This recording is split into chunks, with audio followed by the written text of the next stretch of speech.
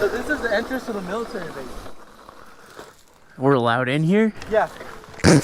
This is my favorite genre of bikes, right? Surrons, Talarias, E-Ride Pros. We just got our hands on a new competitor. This is unreleased that should have the same benefits of these bikes, but it's actually street legal. Let's see if it's worth the $5,000 price tag.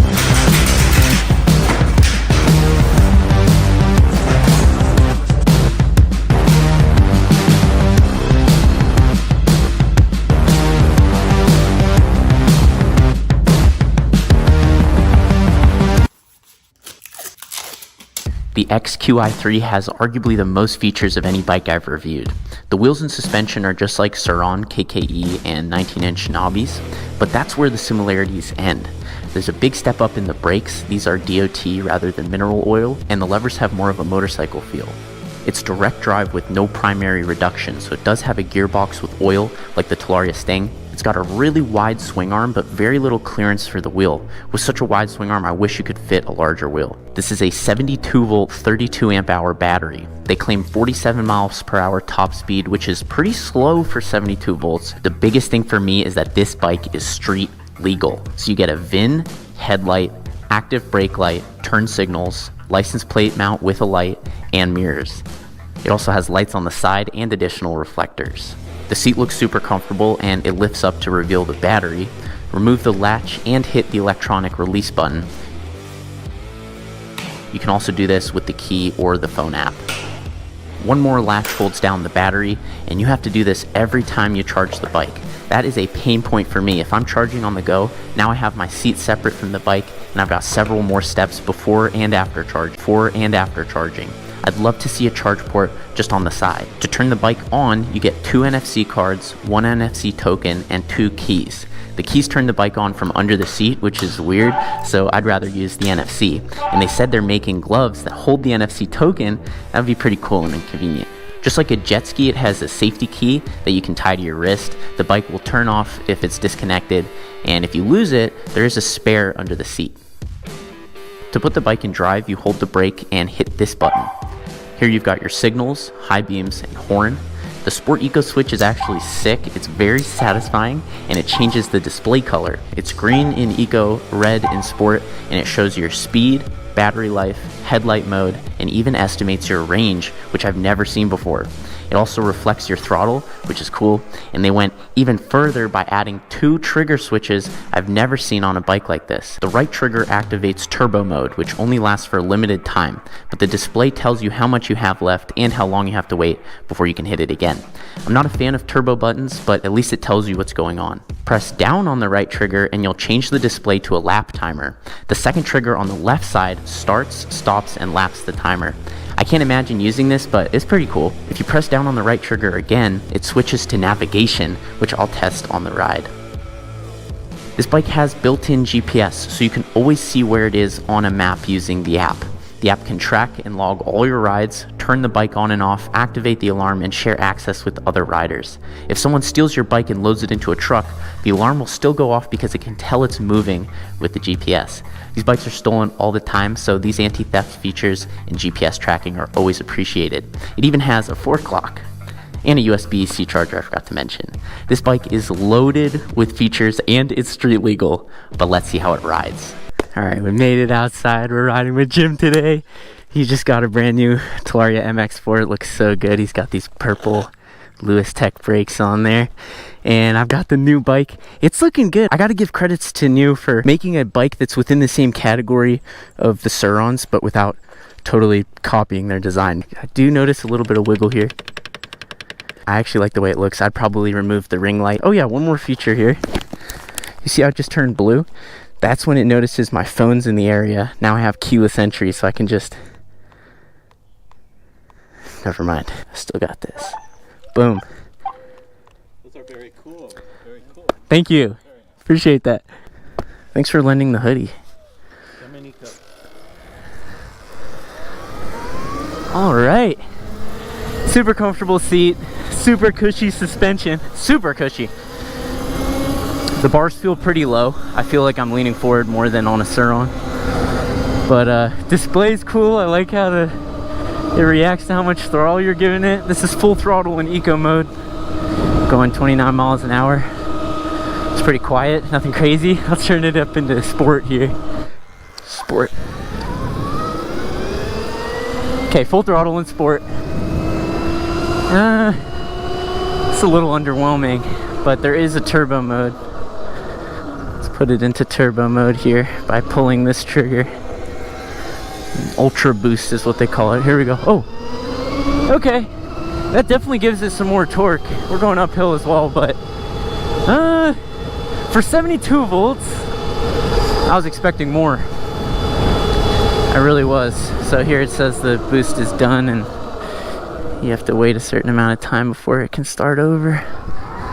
I like the throttle curve a lot. I think it could be more powerful, but it's really smooth and intuitive on the throttle, which isn't always the case on these bikes out of the box. I gotta say, the stock Surron right out of the box, the throttle is not impressive. I'm smoking, Jim. Having trouble keeping up? No. I was in eco and you must yeah, I switched to sport. Yeah, let's go. All right, let's do it. Okay, how is he faster than me? That was full throttle. No! So the Talaria Sting is $4,500. The Surron is $4,600. The E-Ride Pro is $4,800. So this is the most expensive bike in its class. And it's 72 volts, and it's meant for the street, but it's one of the slowest, which is interesting. And I'm also confident can be fixed with some kind of tune or something in the app. I do have it turned all the way up in the app. There's one slider that puts it into like ludicrous mode. But I gotta say, for 72 volts, I was expecting it to pick the wheel up, which it's not. This bike, I think the appeal for this bike isn't necessarily the performance. Not to say it's not a high-performing bike. It's the features. It's the fact that it's street legal. It's got the display. Oh, let's try the navigation. Press down here, so that's the lap timer. Okay, so that's pretty cool.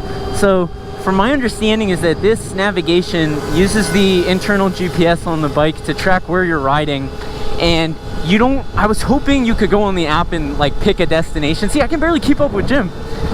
I was hoping you could like pick a destination and it would show you your route here, but my understanding is that it tracks your route and it'll help you find your way back, which could be great off-roading. Although for a street bike, I'd like to see that actually have like Google Maps or Apple Maps integration, like it was CarPlay or something. The E-Ride Pro SS is $100 less expensive and you're going much faster. You're going 65 miles an hour instead of under 50. But that being said, this is the only street legal in the mix. I have the license, I don't have the registration or plates, but you're not getting this bike for the speed. You're getting it because you can ride it in the street. All right, Jim, I'm following you. I am curious though why it's a street bike, but they send it with dirt wheels. All right, you count down. 3, 2, 1, go. Okay. Now Jim's a little bit heavier than me, but it looks like right off the line in turbo mode, I do have the get on the Talaria MX4. And I think the top speeds are almost identical between these two bikes. So, okay, NIU XQi3. If that's right, it sounds like a BMW SUV model. This is a bike with a specific purpose, and it's to basically ride a Surron in the street with a plate. If you put the same lights and mirrors and plate mount on a Surron, would that make the Surron street legal or the Talaria? That's a question for your local DMV, but my guess is no, partially because of the VIN number. I know this bike has a full VIN number, and I also think the retailer, the manufacturer, needs to register a bunch of stuff with the US government to make these actually registerable, and I believe they're doing that for this bike. All right, it's the next day. We're going on an adventure. See, everyone's in the side lane and the bike lane. I'm in the street. This is street legal. Let's go. Come on. Dude, your helmet's so cool. Oh, I'm falling.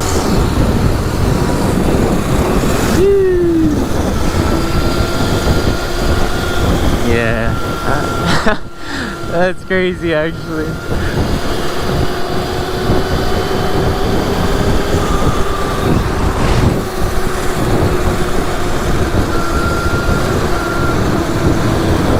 I gotta see one hand up and then hand drag.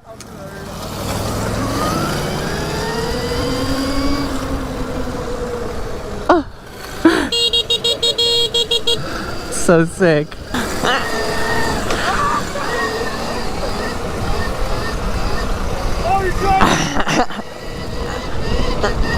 It's like so hard to wheelie. It feels good though, like the throttle and the brakes feels really good. I just can't keep it straight. It's funny, now I'm looking at these Surrons and I'm like, they're so naked. He doesn't even have a tail light. Obviously no plates or anything, but there is a difference between a Surron and a street legal, I think they're called homogenized bike. These have a lot more things poking out of it. It looks so naked ahead of me. We're going to an abandoned missile silo. How badass does that sound? So this is the entrance to the military base. We're allowed in here? Yeah. Whoa.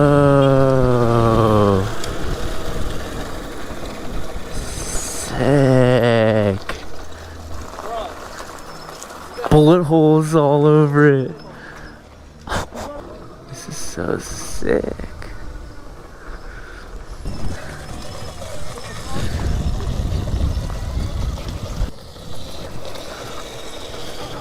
This is where the fucking missiles launch from. This would open up and they go. This used to be closed, and then like 4 of us grabbed this door. We literally like pulled it to the side. Yeah, all our bikes are gonna be gone when we come back out. This is crazy.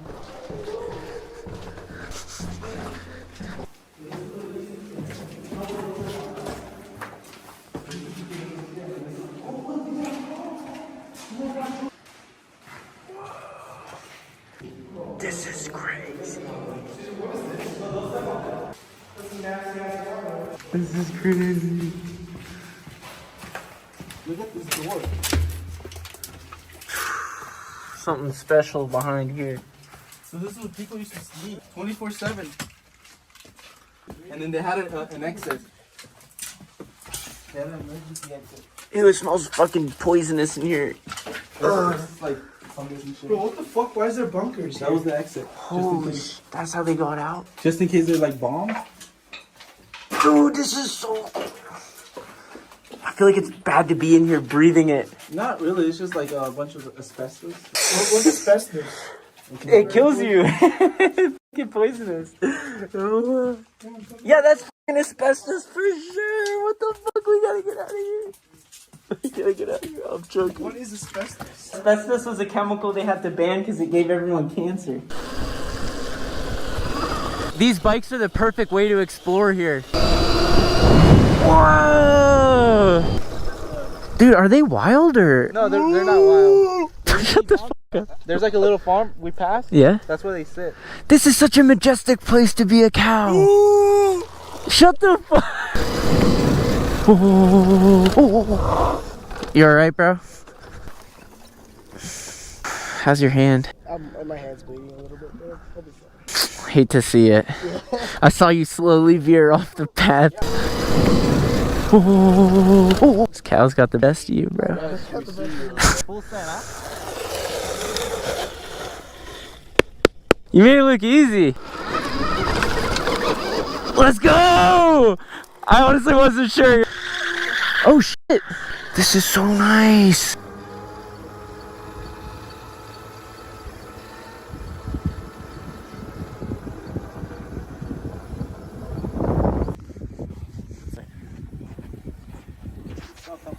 It is.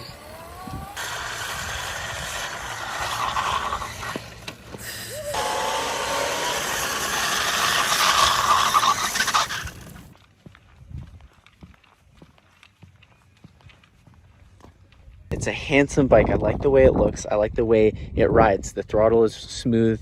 The suspension's smooth. I think it should be faster. I also don't like that in order to charge the battery, you have to take the seat off and you have to take the lid off and you have to unplug the battery and then plug the charger in. If you're riding this as a street bike, you're charging it every day and that's going to be a really big nuisance. But it's got all the street legal things on it. So this is basically a street legal stock Surron. I would definitely recommend this if you've got a commute under 30 miles in the street. This would make a lot of sense. If you're looking for a stunt bike, maybe not so much. If you're looking for something to get a lot more power on, maybe not so much. But $5,000 for all the features and of course the street legality, I can see that being reasonable. As always, thank you so much for watching until the end. As I do. Yeah, I'm on my